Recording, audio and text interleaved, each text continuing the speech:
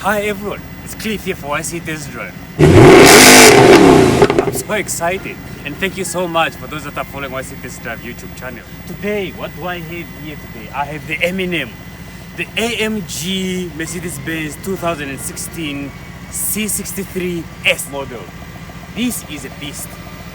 It's a 4-liter twin-turbo V8 engine.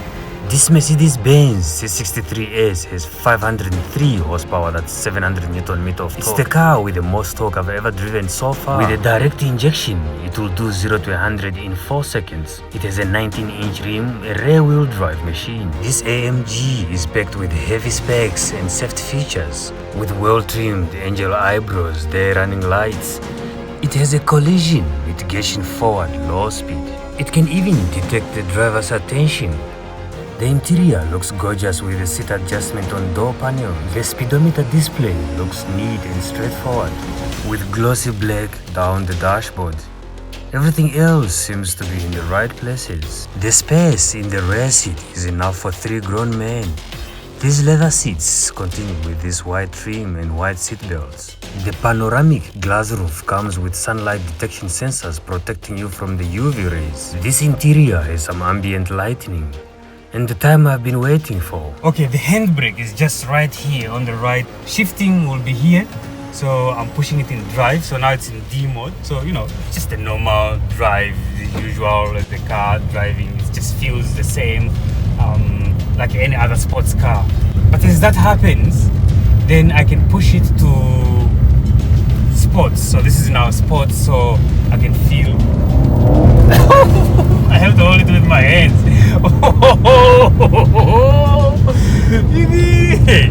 Okay, so that's for sports. I will push it again into pull it down. That's now sports plus. Now that's where we are. So then when I step on it, there is that ticklish, you know, Mercedes-Benz here. The way it just picks up, you know, it's just amazing. It just flows, it goes. But now that's nothing, because when we then push it into rest mode, you can see what's happening here. Already that's danger. That tells you that stay away. So now holding it with my both hands.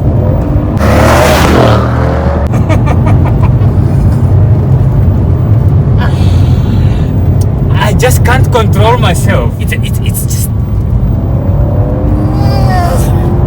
the amount of torque that this car puts on its rear-wheel drive is immense. One has to hold it with both hands. In straight roads like this car sails. It's glued on the ground and it responds whenever you need to. This automatic gearbox is precise. If you want to be humiliated on the road, come. I will show you what this thing can do.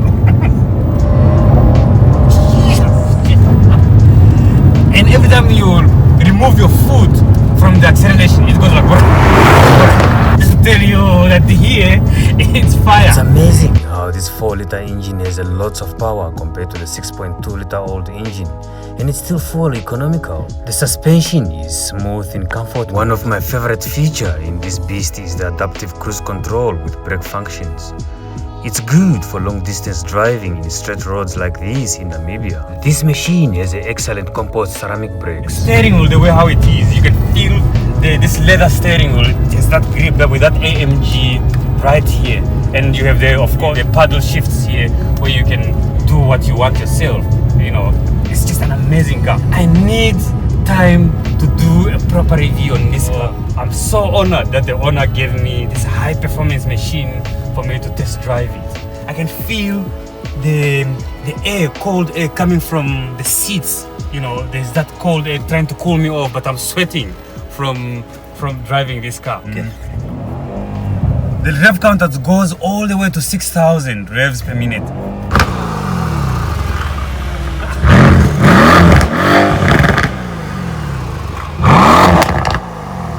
After a test drive, it was time for me to chat with the owner, Dr. Simasiku, on what it takes to own such a beast. I have mentioned him in one of my videos, which I'll put a link just above, in one of my village trip video, because he's a very good dancer. This is not your first high-performance car, right? Exactly. So you had a BMW. What BMW was that? That was a 645 convertible cabriolet. BMW That's 645. Why did you sell it? Well, I was actually beaten in a race. Some young chaps from Windhoek, they popped in. You know, and these are my own family members. They were driving a BMW, a bluish one. Yeah. Looking at the size of the 4 Series, I thought it was a joke, piece of cake. Yeah. To my surprise, I was humiliated. beaten. I was beaten. I was actually humiliated. Brutality at its own. So what actually happened is I told them that I was gonna sell the 645 immediately. They thought it was a joke. That I sold it for that reason. Tell me, how long have you had this one? Well, I got this one ever since 2017 up to the date. So yeah. And what is the longest distance you have driven it? I've done maximum about 2,500 kilometers so far. I haven't really done much. It has been confined, parked, because the region, the nature of this region, area where we are. Yeah, there's no smooth roads here. Yeah. So I end up driving trucks. Yeah. Instead of a sports car. Yeah. There's another car that he has. I won't tell you what car it is, but I'll do a next review sometime when I get chance to come by here. A car which is meant for here. The car that he drives quite often in this kind of rugged roads and potholes, roads that we have here. What do you like about this car so far? One thing I like about this car is when you ask for 2, it gives you 4. You know what I mean? Yes. So receptive, you know, you just press the pedal just a little bit and then it gives you the result. It just responds. Right away, you don't negotiate. And the fact that you can shift from normal, comfort zone into sports plus, race. It just gives you that dynamism, Yes. It also gives you that ability to try more, to try and ask for more. It gives that, confidence. The other issue that you just mentioned is that they're going out now, the popping sound. Yeah. That popping sound, you can't get enough of it. It blows. It's like snorting, It's like more like a hippo just snorting out. But in a rough way. That is just some sort of respect that one also deserves. Yes. And it just excites me. I just can't get enough of the ticklish sound of the acceleration. Let me hear it when you accelerate. Okay. Here we have a few control points. Yeah. To start with, we have a volume here. The volume for this is actually for the music. Up and down, that's when you increase your volume. And then we just roll it down to reduce the volume. And then here, this is sort of like the menu selector. Okay. You can actually use this to, like you have a knob that if you're playing music, you can also do the next by rolling the knob clockwise and then anti-clockwise to the previous song that was playing. And then this is more of a primary function, but also secondary functions depending on what you have on the screen. But it's quite complex.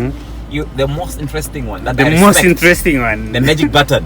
This is where the problem comes in. This will actually what will make another man sweat on the road. When you push it forward, just take it to comfort zone, and then individual as well, where you can do a few changes which would actually fit in with how you want things to be done, how you want to feel the car. But usually this is sort of like the standard format. I mean, the comfort zone, that's the standard. That's the most entry. And then you go sport. The color changes as well. Yes, just to show you how much power you're adding onto the vehicle. To sports plus, you can see the color has changed. Red, that shows danger. Now we are talking about serious business. Now race, that is not to negotiate with anybody. You can see. So that shows you in which state you are in. What status are you? Yeah. How do you get motivated to buy such a car? It's not something that you can just get shortcut. It's something that you've worked hard for. Exactly. Yeah. It's even a good question because owning this vehicle, there were many perceptions. That possibly maybe there were tenders involved. But in actual fact, I don't do tenders. I don't even know how a tender document looks like. So that implies, it doesn't mean that for one to own a beast, you must somehow have links in terms of tenders. You should be a tenderpreneur. That's crap. It's a crap excuse. But rather remain focused. You remain within your zone. And what actually happens as well is it takes some sort of mathematics in terms of how do you get to afford such a vehicle. Number one, patience. And then focused in terms of what you sort of small business you can run. Yeah. There are so many businesses one can run. But to be honest enough with you, go estate, go transport, go food, essential needs, not wants. These are needs. So once you determine what people want out there, now it's entirely up to you how you play your cards. Yes. Refer people. Remember back in the days we used to play games such as Monopoly. You remember Monopoly? Yes. If you remember what you used to do with Monopoly, you would recall that if we would apply that sort of entertainment game that we had into reality, you would realize that you and I today would be owning estate property from houses which would be rent, because with Monopoly we learned that you throw your dice and then you need to move whatever, it's a dog, a shoe, whatever. And the next night you realize that if you land in someone's zone where there are 2 hotels and 2 flats, whatever, you pay rent. So that is business. And then if you start from there, it means you are sustained. You can't rely on the salary that you earn. Of course, it don't take you anywhere. But now if you merge the two, small streams of income from business and then a little bit of that comes from your salary from your normal office work, then you realize that you have some savings that you can do. Then again, it takes time. How do you plan? You need to save up. Because with a vehicle like this, you need to put a high amount of a deposit. At least even 40-50%. 50%. Then at least then you have the monthly. It becomes a bit lower. So that's actually that was a game plan as we speak. As I can tell you right now, the type of business that I do, number one, don't compete. I do not compete with anybody. I don't compete with anybody. I know if I have my plans, this is what I want to achieve, I just follow my dreams. I don't care what you are doing on the side, whether you are doing 6 times more than I do. I will not be disturbed that way. A mind which is exposed to sort of, if you undermine your brains by exposing it in terms of competing with others, you won't succeed. But if you remain confined within your cocoon, that's your home, and your own plans on your table, every day this is what I want to do, this is what I want to achieve. But then you ask yourself, what am I doing to generate money? This is what I'm doing. At work, don't even focus on what you earn from work. That's peanuts. Because I think that's what we tend to really think of, that you can buy a car like this from your salary. It's just absolutely very difficult. Owning business and owning a car like this, doing studies, that you are still humble, talk to anyone. What can you say about that? That is quite important. I can't be a loner. It's not the money that makes me happy. It's the surrounding, the communities around. People That's around. how we were raised. That's how we brought up. It's for the same reason, if you check, we share quite a lot in terms of interaction with people. That's basically, our roots back in the village. The people around you, it's what builds you. You need their motivation where you go wrong. There are good people, there are bad people amongst those, but that doesn't matter. What is just good is to interact, because I remember well, I never had these cards, but I had friends of mine. I never had these cards. Now, why should we turn around the table just because of a thing can actually be bumped anytime? So I think that interaction and the fact I learn quite a lot from people. This is where I'm getting all the ideas. So if I shut myself from the world now, and then I'll move in a narrow direction, and I don't think I'll diversify and benefit from all these interactive. Good business proposals, etc. So I do not, I don't draw a line. I do not have red tapes. That's not necessary. But a smart mind would be the one which interacts with everybody and learn from each other. So I need people more than they need me. Yes, not the cars. Cars, I put them, it's another aspect on it. So it's another story for another day. Dancing. Do you still dance though? Of course. I still enjoy dancing, despite that we've been losing most of our elders. But I think anything that has a tune, a nice beat to it, I should do justice to it. If you enjoy this video, subscribe to YC Test Drive YouTube channel. Comment, like and share. It will help the channel to grow. The algorithm will start recommending these videos to others in your circle. Just remember, subscribing is for free. Thank you for watching until this end. I'll see you in my next video.